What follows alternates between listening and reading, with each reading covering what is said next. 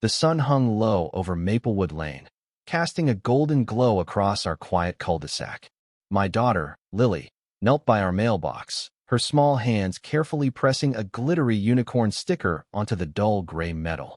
At 9 years old, Lily's world was one of colors and textures, her developmental disability making every sparkly sticker a victory, a way to say, "I'm here." I stood on the porch, sipping coffee, my heart swelling with pride. Then, a sharp crack split the air. Smoke curled from the barrel of a small pistol in Margaret's hand, our neighbor across the street. Her eyes were cold, her voice cutting. "I warned you," she said. "That's HOA property. No defacement." Lily froze, her unicorn sticker fluttering to the ground, her smile gone. In that moment, my world shifted. This wasn't about stickers. It was about control, cruelty, and a woman who thought rules justified terrorizing a child. We'd moved to Maplewood 3 years ago, chasing a fresh start after years of navigating Lily's challenges. Her condition affects her speech and coordination, but her joy is boundless, expressed through wind chimes, flower petals, and, above all, stickers. Each one she placed was her voice, her way of claiming a piece of the world. Our new home, tucked in this suburban haven with a park nearby, seemed perfect. We built routines, therapy in the mornings, evening walks, and afternoons decorating the mailbox. Lily would giggle, running her hands over its cool surface, transforming it into her canvas with kittens, stars, and rainbows. It was harmless removable stickers, no damage, no mess. For a while, it felt like we belonged. But Margaret was always watching.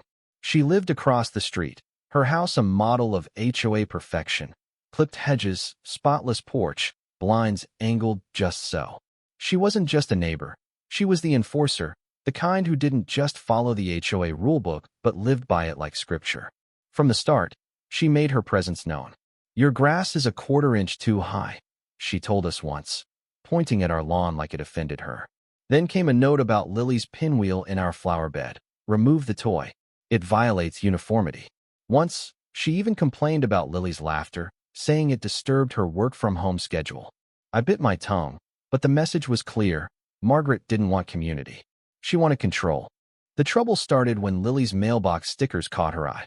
We'd been decorating it for months, a weekly ritual. Lily would pick her favorites, glittery pandas, smiling suns, and place them with care, clapping when she finished. The mailbox stayed clean, functional, no rule broken. But Margaret's stares grew sharper. Neighbors slowed their walks, some stopped waving. I brushed it off, thinking, surely they'll talk if there's a problem. I was wrong.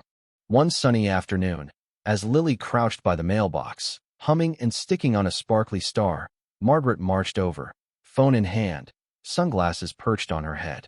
"What is this?" she snapped, glaring at the stickers. Lily looked up, confused. I stepped forward, keeping my voice calm. "They're just stickers, Margaret. Lily loves them. They're removable. No harm done." Her eyes didn't leave Lily. "This is vandalism," she said. "Mailboxes are federal property. You can't let your kid trash it." My jaw clenched. "It's not trash. It's expression. She's not hurting anything." Margaret scoffed. "You're teaching her rules don't apply. That's the problem with parents like you." I stepped in front of Lily, shielding her. "We're teaching her she matters. You wouldn't understand." Margaret stormed off, but Lily's smile was gone, her hands trembling around a rainbow puppy sticker. That night, I held her as she whispered, "Am I bad?" My heart broke. The next morning, I stepped outside with my coffee, expecting quiet. Instead, I froze. The mailbox was dented, its front panel caved in, Lily's stickers torn and scattered like confetti. Across the street, Margaret stood on her lawn, casually wiping a small black pistol with a rag, like it was a garden tool. Rage surged through me. "What did you do?" I shouted, storming toward her. She looked up, unbothered. "It was vandalism. I removed it. Problem solved." I stared, disbelief turning to fury. "You shot our mailbox over stickers? A disabled child's stickers?" She shrugged. "You ignored my warning. If the HOA won't enforce rules, I will." My hands shook as I dialed 911. "My neighbor shot my mailbox with a gun," I said, voice trembling. "She's still holding it." Lily appeared at the door, sleepy-eyed, and saw the wreckage. Her face crumpled confusion, then shame. "Did I do bad?" she asked, her voice small. I knelt beside her, fighting tears. No, sweetheart.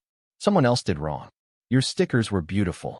Across the street, Margaret watched, smug, as police sirens wailed closer. 2 squad cars pulled up, officers stepping out with measured calm. I explained everything.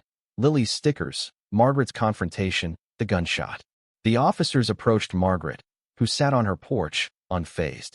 I warned them, she said loudly. The HOA demands uniformity. I used a legal tool to protect property values. The officers secured her Guna's small .22 pistol and returned. She claimed she shot to remove the stickers, one said. It's property damage, but since it's a shared fixture, it's complicated. We're filing a report. I was stunned. She's not arrested? My daughter could have been nearby. The officer's tone stayed neutral. No one was directly targeted. We're escalating it for review. Press charges for damage and talk to your HOA. Lily touched the dented mailbox, a single glittery cat sticker clinging to it. Are they taking me away? She asked. I hugged her tight. No, baby. You're safe. The neighborhood went silent, as if nothing had happened. Lawns were mowed, dogs walked, but no one knocked. Then, the local Facebook group exploded. Mailbox incident. What happened? Read the post. Some defended Margaret. Rules are rules. Stickers violate HOA code. But others pushed back. A mom wrote, my kids saw it. Shooting over stickers? That's insane. A retired teacher added, Lily's stickers brighten my day. Shame on anyone calling them a threat. Support grew. Sunflowers appeared on our porch with a note. Lily is loved. A bag of stickers, stars, hearts, animals showed up in our mailbox. One morning, we found the dented mailbox cleaned and redecorated with peace signs and joy in bright letters, a note taped to it. This belongs to Lily's imagination. We support her 100%. Tears welled up. Kindness was fighting back. I marched into the HOA office with a folder, photos, police reports, Facebook screenshots. This isn't a dispute, I said. It's a safety issue. The clerk promised a board review but warned. We avoid neighbor conflicts. At the meeting, I laid out the facts. The board listened, then issued Margaret a written warning: no fine, no real consequence. They offered to fix the mailbox, as if paint could erase Lily's fear. Furious, I called our attorney. You've got a case, she said. Property damage, intimidation, maybe endangerment. Sue Margaret and the HOA for inaction. We started the paperwork. Lily stopped going near the mailbox, tugging my hand away, whispering, no stickers. Bad. Her joy was stolen, and that fueled my fight. I documented everything: notes, emails, Margaret's glares, building a case. Margaret's next move was absurd. She filed a claim against us, citing mental distress because Lily waved at her dog. It was laughable, but it showed her desperation. This wasn't about stickers. It was about intolerance, about people like Margaret who feared difference and wield rules like weapons. Lily's stickers weren't loud or harmful. They were a child's heart on display. But to Margaret, they challenged her control, and she'd rather shoot than share space with joy she couldn't dictate.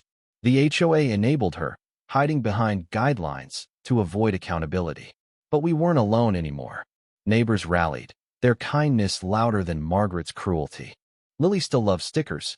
She decorates her bedroom door, her journal, even my arm when I'm not looking. Each one is her quiet rebellion, proof that joy endures. We replaced the mailbox, but the real victory was the community's shift. At the next HOA election, new board members were voted in, promising fairness over rigidity. Margaret's influence faded. Her blinds stayed shut. Our attorney built a strong case, and while the legal fight continues, we settled with the HOA for damages and a public apology. Margaret faced a fine for reckless endangerment, her gun confiscated. She moved away last month, her house now for sale. This was never just about a mailbox. It was about whether a child's joy belongs in this world. Lily taught me that even in the face of cruelty, kindness can win.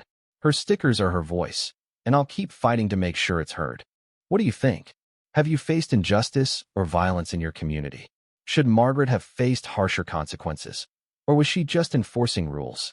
Share your thoughts in the comments. I want to hear your perspective on standing up to cruelty and protecting joy. Let's keep this conversation going.